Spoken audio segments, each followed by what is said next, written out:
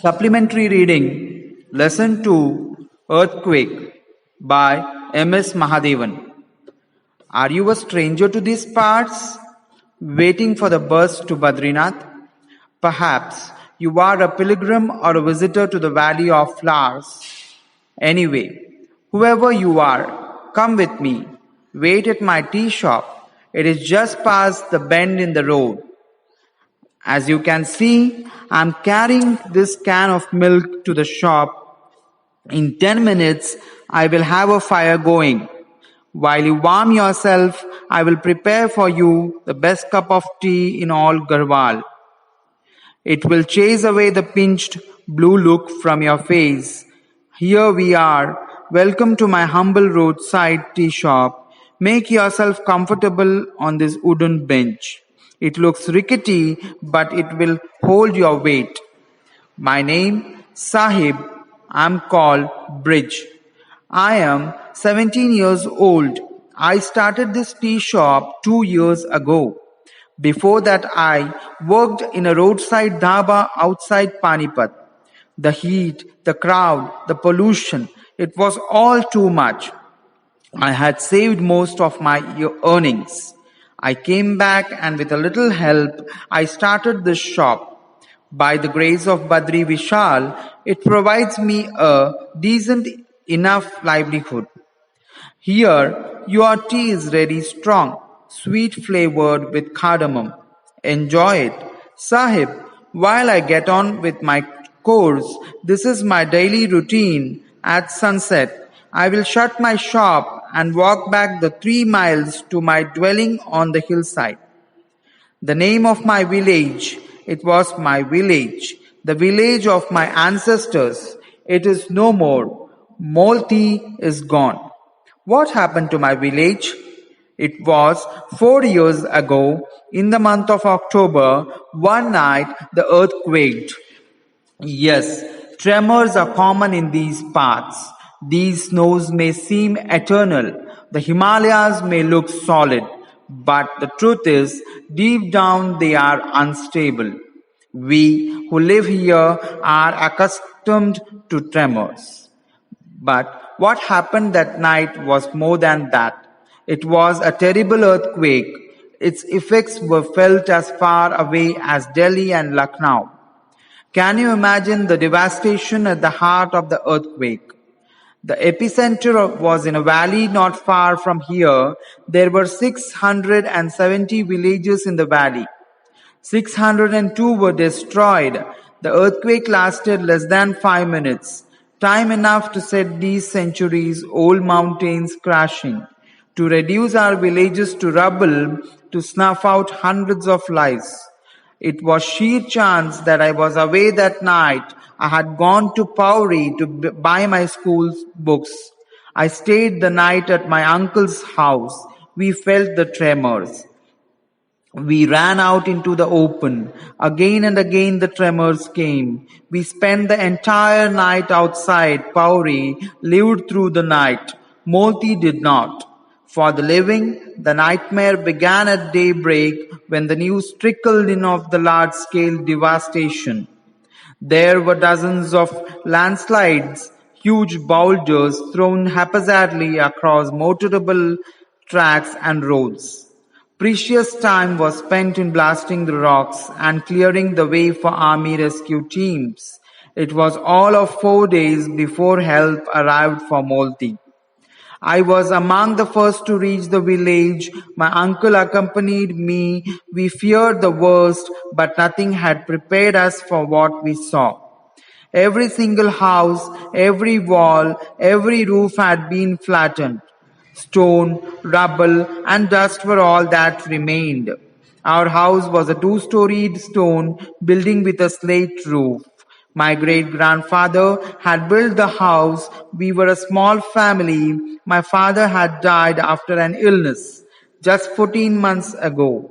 My mother took care of us. We were 3 children. I was the oldest. My brother Neelu was 10. Bhuli, my 2-year-old sister, was the baby of the family. My grandmother lived with us. When the soldiers began to clear the debris, My uncle led me away. I was in a complete daze, too numb to feel anything. The soldiers had set up a makeshift camp. Someone gave me tea and biscuits. I don't know how long I was there. Suddenly it was evening and uncle was standing beside me. They have taken the bodies to the river bank. He said gently, "Come, you must perform the last rites before sunset. Tomorrow we will go back to Pauri." I had last seen my family while leaving for Pauri. They stood at the doorway and waved. Ma, Dadi, Neelu, and Bhuli. That is the way I will always remember them, smiling and waving at me, not as the white shrouded lifeless figures I saw. Bhuli, she was not there. They have not found her, my uncle said. The wild animals, Bridge, don't look like that. She is dead. But we must find her. I shouted. Bridge, get a grip on yourself, uncle pleaded. But I was beyond reasoning. I ran back to the village, to the spot where my house had stood. There was still so much debris. I scrambled around, shifting the earth and stones. How long I was on my knees, searching, crying, searching. "Boy, it is no use," a voice said. I looked up. The speaker was the army officer who had supervised the relief operation. "There is no one alive in there," he said. "Whom are you looking for?" "My sister, Sahib," I said, fighting to control my tears. "All I want is to give her a proper cremation." I stopped, conscious that I was babbling. I could see that he was bone tired. He looked as if he had not slept for days. His uniform was covered with dust. His face was grimy, but through all the dust and grime, I saw that his eyes were kind. "My men have been on their feet for days," he said softly, as if talking to himself. "They have done all they could here. Tomorrow at daybreak we go to another village just like this, then another." He looked away at the sun, setting behind the peaks. Down in the valley, the pyres burnt row upon row. The officer muttered something, shook his head, and turned away. A terrible despair engulfed me. I lay there among the ruins of my house and cried. 10 minutes later, the officer was back. With him were 3 soldiers armed with spades and crowbars. Without a word, the men began removing the debris. They labored doggedly. When it was completely dark, someone brought a few lit Petromax lamps. 2 hours later, a soldier called out, "Sahib." He stood in the middle of a small hollow. The wall had caved in at the spot. I recognized a part of a door. Beneath it, a small foot. Feverishly, the soldiers began to clear the hollow. Then they lifted the door. "She's alive," someone said. It was a miracle. She had been buried under the debris for 116 hours. She had survived the earthquake, the cold nights, and the wild animals. A ragged cheer went as the soldier wrapped her in a warm blanket and carried her to the tent where a makeshift hospital had been set up. Bhuli lived. The next day, I went to thank the army officer, but he was gone. I did not even know his name. My sister, I went to live with my uncle. Soon after, I got a job at the dhaba near Panipat. Bhuli stayed back. She started going to school. It waited on me that I never thanked that army officer. I hoped that one day I would run into him again. Every time I saw an army man, I would hope it was him. For months I would search for his face in every crowd, and one day I did find him.